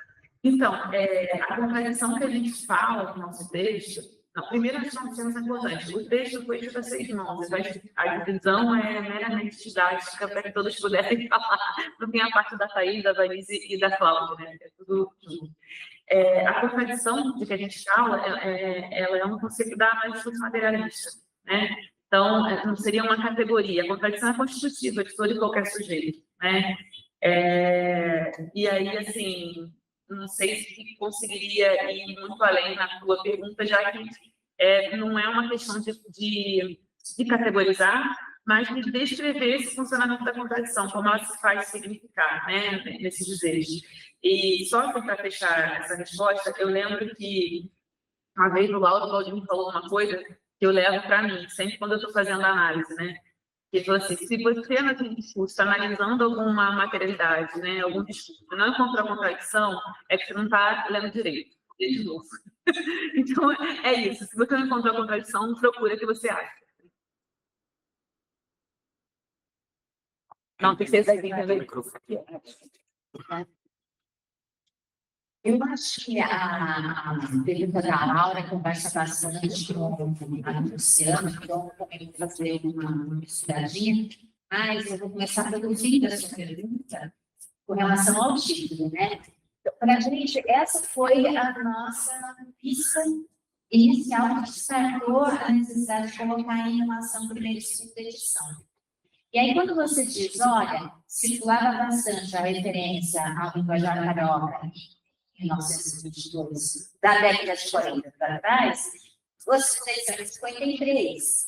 Então, não tinha possibilidade de circular outro nome que não fosse esse. Para a gente, o que a gente está olhando no movimento muito próprio da história das ideias indígenas materialistas, que conversa, né, com formações fundamentais do Paulo Longo, é trabalhar com o horizonte de retrospecção e com projeção. E projeção. Então, em termos de memória e atualização, né, e em termos dos funcionamentos dos esquecimentos, para a gente, o que fica na história, em termos de uma narrativa sobre, é o linguajar carioca. Né? E a gente, claro, não faz do nosso lugar uma análise quantitativa. Então, uma outra abordagem poderia olhar quantas menções existem a esse título e fazer esse tipo de comparação. O que a gente fez realmente foi, quando se refere, né, dialeto caipira e linguajar carioca, né, nessa relação entre o Amadeu e o Antero. Para a gente é bastante importante. Então, entrando, né, um pouco nessa relação, né, que a Laura coloca, que o Luciano coloca, que tem articulação e depois se desenvolve, né, com essa posição, né, de você ter formulações que vão na direção de uma reivindicação de poder dizer brasileiro, que é muito próprio todo o nosso processo de gramatização, que vai ser compreendido, né, fazendo parte de um processo de descolonização. Aí a outra propaganda, convido vocês a lerem profundamente esse texto que a gente cita de Vanessa, Felipe E Gleiton. e o Gleiton, que eu estou procurando ele aqui na matéria, né?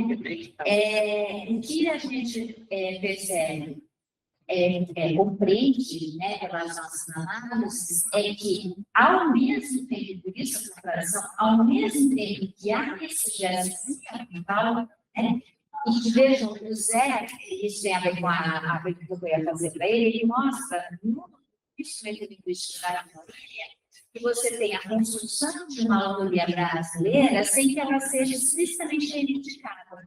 Mas você encontra a inscrição de uma autoria, nome de autor ou remanescentes, quando ele diz de outros teóricos, né, de outros autores que estão sendo convocados nessa introdução, mas esse dizer que se formula, que se materializa, é um dizer autoral, é um dizer que escreve esse nome de autor dentro de exclusividade, né? No processo de dramatização, que desloca, né? Por isso, essa questão de uma autoria brasileira. Então, aqui você tem claramente um processo de descolonização, né? Linguística, com vocação de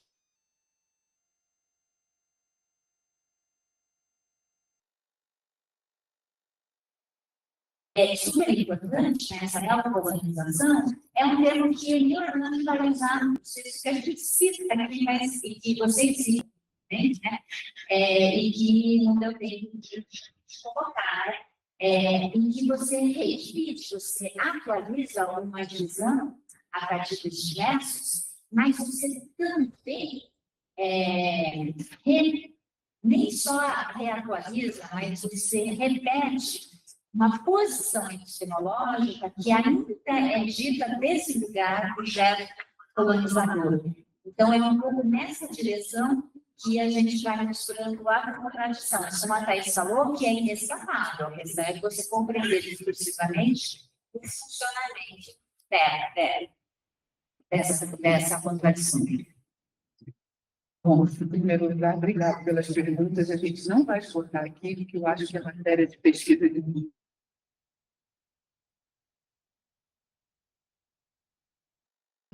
também poderia ajudar a responder, né? Escrevemos e antes. Mas voltando, acho que a comunicação é uma outra história, né? Também com a prática, né?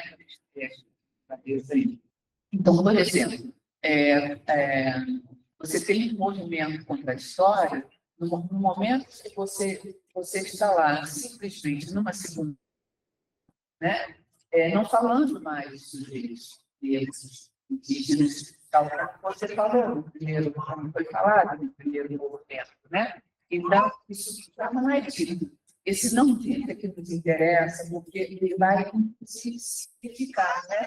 Vai ter que seguir isso, né? Então, e a força dessa contradição desse tipo. Voltando lá, a Paula já explicou, né? A gente tem um texto aí maravilhoso que ela vai falar de colonização linguística a partir do século XIX, exatamente com essa função autor, né? Que a forma de dizer sobre língua, dizer sobre língua que vai se significar ao produzir gramáticas, ao produzir debates, ao produzir literatura, ao produzir dicionários. Esse é muito século XIX. A gente não escapa disso, né? E aí, saindo um pouquinho aqui do texto, né? Mas é porque já foi trazido o texto do Marcos e tudo mais, porque como, né, um texto escrevido por querido Thiago Marcos. Então, era a grande pergunta para mim, quando lá atrás eu mergulhei, mais de 10 anos, eu mergulhei um pouquinho, né?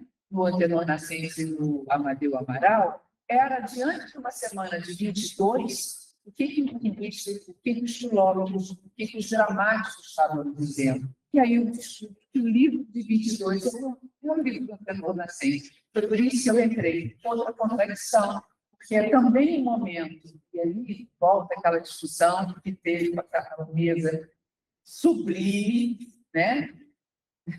Inicial, que é nesse momento de 22, que está se falando de novo, né? Em que está tendo talvez um movimento, né? De continuidade de uma certa descolonização, mas agora numa outra esfera, aí você tem um mapeamento.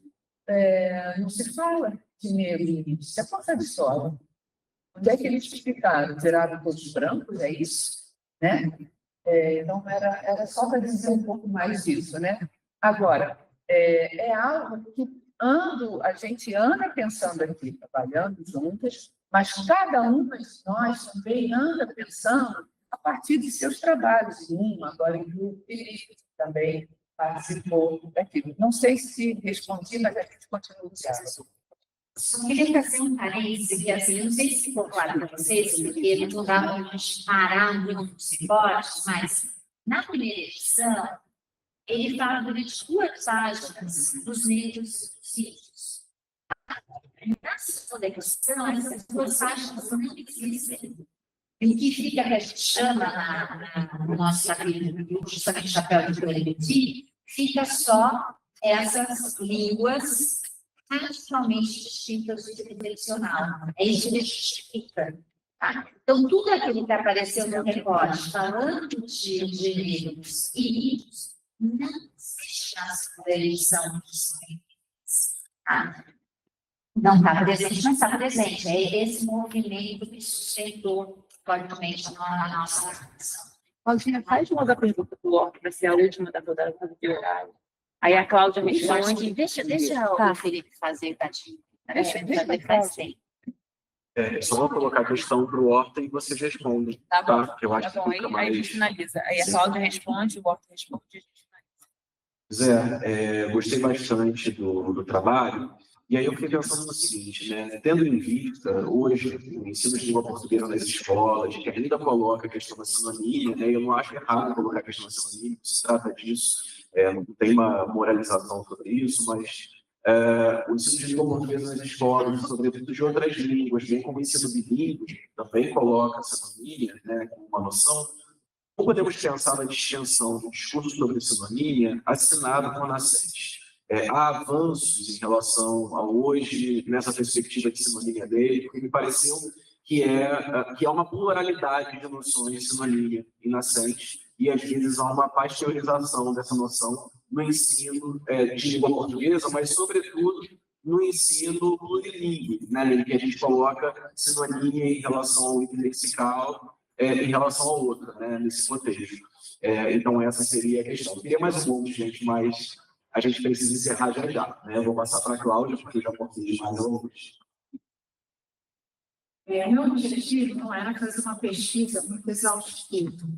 Até uma sugestão interessante, né, para seguir com essa pesquisa, nós usamos outros critérios, como programas, né, que a gente possa pesquisar em algum corpus de textos mais modernos, de verificar o que é utilizado. E a gente queria também ter o cuidado de usar alguns filtros, porque poderiam aparecer crônicas atuais, por exemplo, Joaquim Ferreira dos Santos, e que ele utiliza esses elementos, de alguma forma de tirar isso. Então, eu acabei usando mesmo, como o objetivo não era essa pesquisa quantitativa, o critério impressionista. Eu, nessa hora, acabei me filiando ainda mais ao nascente. Porque muitas vezes, uma questão interessante, só para fechar aqui, que essas palavras, muitas delas eu conhecia, eu ouvi na minha infância, como Banzé. Eu dizia, eu vou tirar Banzé, vou tirar Banzé, então não posso mais ninguém falando que foi feito um banco, que se fez um Banzé, que os meus pais falavam. Eu sabia de arame, cobre, como sinônimos de mineiro. Mas eu percebo que são palavras mesmo que a gente não vê mais na mídia. Então, tá bom,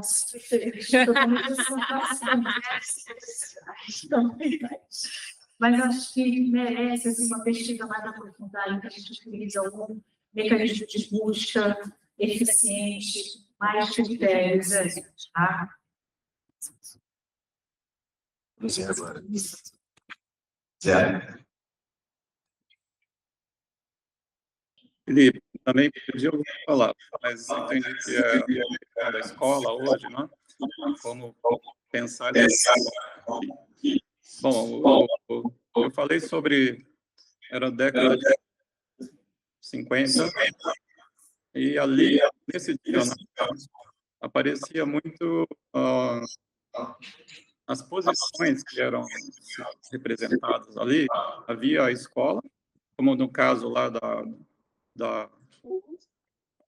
greve, né? Do verbo de greve, que se falava ali uma distinção entre greve na lei e greve na escola. Então, observar essas questões, né? Como ali estava entrando ou não essa questão da greve, um juridismo que começa a estar junto com isso. Então, observar esses dicionários da década de 70, né, leva a isso, tentar compreender essas questões. A sinonímia, de modo geral, também, né? A questão da diferença, algo muito usado na linguística hoje, né? Até pela a visão saussuriana, de que tudo são diferenças. Teve essa importante colaboração histórica, né, dos sinonimistas, que desde muito dos textos, né, já começaram, desde a antiguidade até, a distinguir, né, essas diferenças. Então, eu acho que seria depois a gente pode conversar, entender um pouco mais a sua pergunta, mas é isso. E depois, a visão discursiva, né? Uma visão discursiva das sinonímias, e que só acho que eu não vou conseguir falar mais alguma coisa. Então, eu ouvi várias coisas, eu já vou dizer algumas coisas só para terminar, que é... muito foi falado sobre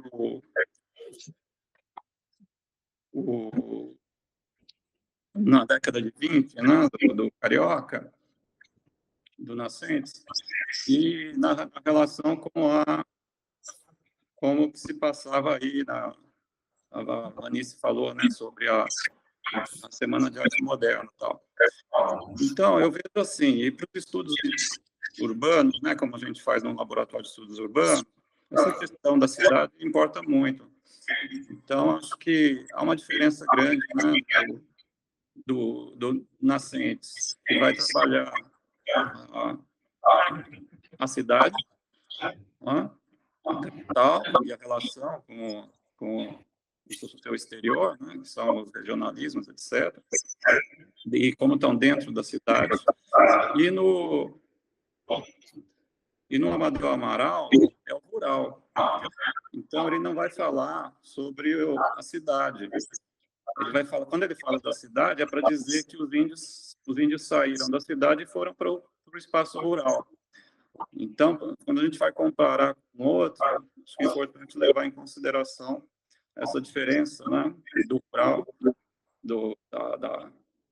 enquanto Amadeu Amaral, né? É isso. Então, Felipe, só para terminar, eu acho que a questão da cidade também é algo interessante para trazer, né, para o estudo hoje em dia, né, da escola, e a relação com o seu interior, né, que eu falei mais nesse dicionário de sinônimos, de diferentes posições dentro da cidade. O jurista, o comerciante, o aluno, o professor, etc. E depois você tem a exterioridade, né, da cidade, que às vezes é o rural, às vezes é o regional, é o nacional, etc. Obrigado pela pergunta. Desculpe, eu tentei ouvir dava até aflição, mas eu consegui só entender algumas coisas. Aí a gente pode depois conversar. Obrigado. Obrigado, José. Bem, a gente declara a mesa encerrada. Por questões de tempo, obrigado a todo mundo da mesa e, novamente, a Thaís, Vanessa e Cláudia, sobretudo a Thaís, pela organização desse evento maravilhoso.